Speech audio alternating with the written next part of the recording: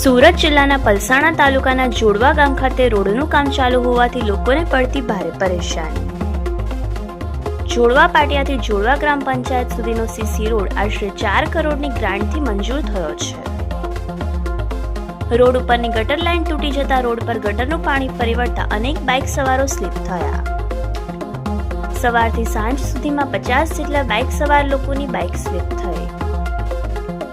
Bike slip થતા અનેક વાહન ચાલકોને નાની મોટી ઈજાઓ પહોંચી.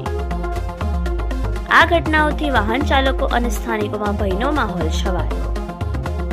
લોકોએ તંત્ર સામે ગંભીર બેદરકારીનો આક્ષેપ કર્યો. તંત્ર કોઈ મોટી જાનહાનિ થવાની રાહ જોઈ રહ્યું છે કે શું, તેવા અનેક સવાલો લોકોમાં ઉઠવા પામ્યા. તંત્ર દ્વારા માર્ગ પર તાત્કાલિક કોઈ પણ પ્રકારની યોગ્ય સપાટી બનાવવાની માંગ કરી.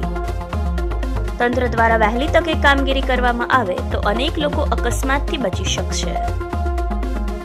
વહીવટી તંત્ર દ્વારા જો ઝડપથી પગલાં લેવામાં નહીં આવે તો વધુ મોટી દુર્ઘટનાઓ સર્જાઈ શકે છે. Reporter Pravin Bhatt, Yashvi Gujarat news, Surat.